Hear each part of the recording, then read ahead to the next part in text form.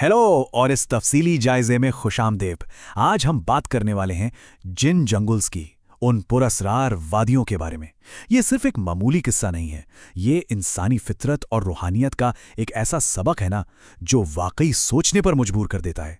सदियों से ये कहानी चली आ रही है, तो चलिए बिना किसी देरी के सीधा इस कहानी की गहराइयों में उतरते हैं और देखते हैं कि एक अंधे लक्कड़हारे की जिंदगी हमें असल रोशनी के बारे में आखिर क्या सिखाती है। अब सबसे पहला सवाल जो जहन में आता है वो ये है कि असली अंधा आखिर कौन है। मतलब क्या वाकई अंधा वो है जिसकी आंखें नहीं हैं, जो इस दुनिया के खूबसूरत रंग नहीं देख सकता, या फिर असली अंधा वो है जिसका दिल अंधा हो चुका हो, एक ऐसा शख्स जिसे रहम और जुल्म के बीच का फर्क ही समझ ना आए। अक्सर हम लोग बाहर की रोशनी पर इतना भरोसा कर लेते हैं ना कि अंदर का अंधेरा महसूस ही नहीं होता। आइए इस गहरे सवाल को जहन में रखते हुए अपनी दास्तान के अहम किरदारों की तरफ चलते हैं। तो मिलिए हमारे इस कहानी के मरकजी किरदार से। इनका नाम है चाचा बशीर, एक अंधे लकड़हारे जो गांव के बिल्कुल किनारे एक टूटी फूटी झोपड़ी में रहते हैं। अगर दुनिया की नजरों से देखें तो इनके पास कुछ भी नहीं है, बस एक पुरानी जंग लगी हुई कुल्हाड़ी है और एक लाठी जो इनका वाहिद सहारा है। लेकिन यहां गौर करने वाली बात पता है क्या है? इनके दिल में अल्लाह पर यकीन की ऐसी चमकती हुई रोशनी है जो इन्हें कभी भटकने नहीं देती। ज़ाहिरी आंखें भले ही ना हो, पर इनकी रूहानी ताकत से गांव वाले भी हैरान रह जाते थे। चलिए अब इनके रोजाना के मामूल पर नजर डालते हैं। उनकी मंजिल होती थी जिन जंगल्स, एक ऐसी खौफनाक जगह जिसके बारे में मशहूर था कि वहां से कोई भी जिंदा वापस नहीं आता। बड़े बड़े ताकतवर और जवान लोग भी वहां जाने से घबराते थे। जंगल इतना घना था कि दिन में भी बिल्कुल रात जैसा अंधेरा होता था। पर चाचा बशीर, वो बिना किसी खौफ के रोजाना अपनी लाठी टेकते हुए इन वादियों में निकल जाते थे। उनका ईमान इतना पुख्ता था, उन्हें लगता था कि जो जात गांव में हिफाजत करती है वो इस डरावने जंगल में भी उन्हें अकेला नहीं छोड़ेगी।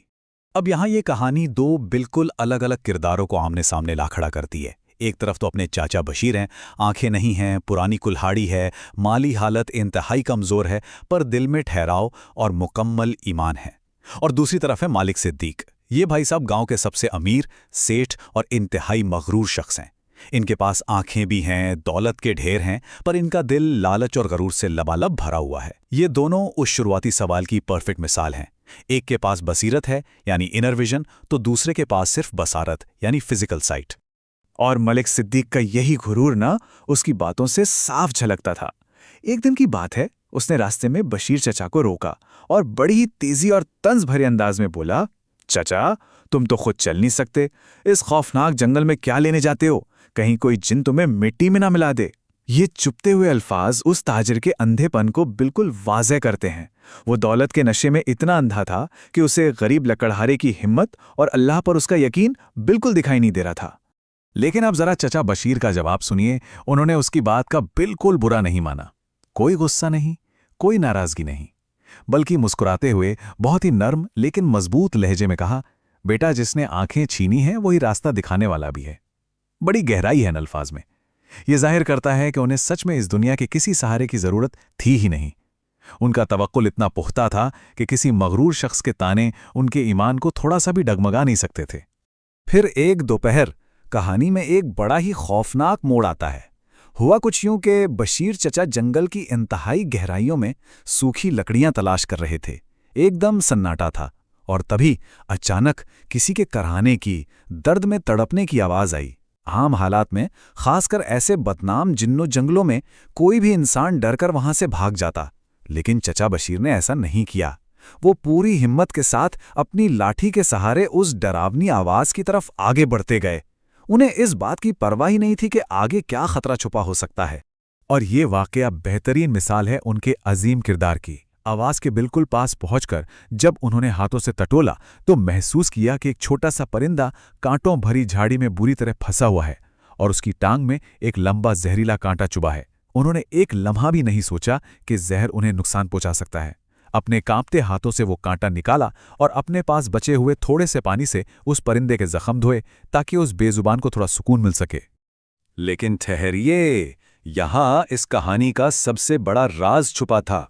वो कोई आम चिड़िया नहीं थी जो वहां फंस गई हो। दरअसल वो उस पुरअसरार जंगल का एक मुहाफिज जिन था जो भेस बदलकर चाचा बशीर की रहमदिली और उनके किरदार का इम्तिहान ले रहा था। जैसे ही उस परिंदे को आराम मिला, जंगल की फिजा अचानक से बदल गई। हवा में एक अजीब सी ठंडक और पाकीज़गी महसूस होने लगी, जैसे पूरा जंगल डर और खौफ से निकलकर एक पुरसुकून माहौल में ढल गया हो। और फिर पूरे जंगल में एक भारी गूंजती हुई आवाज आई, ऐसी आवाज जो पत्तों तक को हिला दे। जिन ने निहायत जलाल वाले अंदाज में ऐलान किया, तुमने उस पर रहम किया जो तुमसे कमजोर था, अब देखो तुम्हारा रब तुम पर कैसे रहम करता है। ये वाकई रोंगटे खड़े कर देने वाला लम्हा था। एक अंधा इलाका रहा उस भयंकर जंगल में, और अचानक ये गैबी आवाज, ये इस बात का वाज़े सबूत था कि सच्चे दिल से की गई मदद कभी ज़ाया नहीं जाती। इसके फौरन बाद एक बिल्कुल मोजज़ाना वाक़या पेश आया। चाचा बशीर की लाठी खुद ब खुद एक अजीब रास्ते की तरफ मुड़ने लगी, बिल्कुल ऐसे जैसे कोई उनका हाथ पकड़कर उन्हें रास्ता दिखा रहा हो। वो चलते चलते एक ऐसी वादी में पहुंच गए जहां जमीन पर कंकर पत्थर नहीं बल्कि चमकते हुए कीमती हीरे बिखरे थे। लाठी जमीन पर लगती तो हीरों की खनक सुनाई देती, और यही था जिन जंगल्स का वो अजीम राज, एक ऐसी छुपी हुई दौलत जो सिर्फ सब्र, शुक्र और ईमानदारी का रास्ता चुनने वालों पर खुलती है। अब यहां ध्यान दीजिएगा, क्योंकि हमारी आज की इस तेज रफ्तार जिंदगी के लिए यहां एक बहुत अहम सबक है।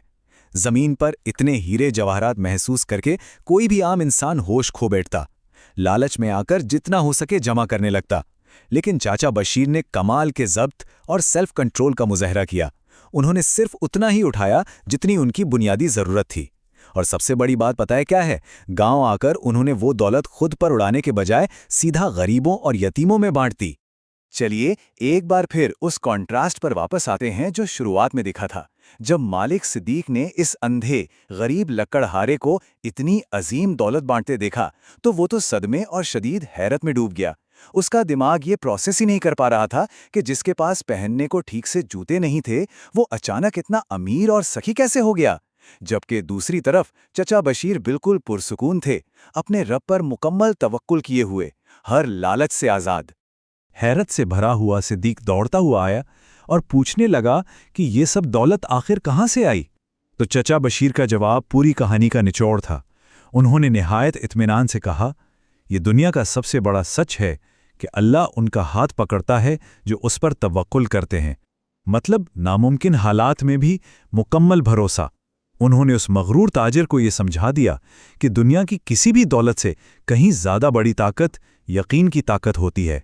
तो इस सब का क्रूशियल पॉइंट ये निकल कर आता है कि असली अमीरी आखिर है क्या? देखिए, ये किसी बैंक बैलेंस या प्रॉपर्टी में नहीं मिलती। सच्ची दौलत इंसानियत में है, अपने नफ्स यानी ख्वाहिशात पर काबू पाने में है, और मुकम्मल तवक्कुल में है। इंसान कितना ही जमा कर ले, अगर दिल का सुकून नहीं तो सब बेकार है। लेकिन अगर नीयत साफ हो और बगैर किसी लालच के दूसरों की मदद की जाए, तो रिज़्क ऐसी जगह से मिलता है जहां से गुमान भी नहीं होता, ठीक चाचा बशीर की तरह।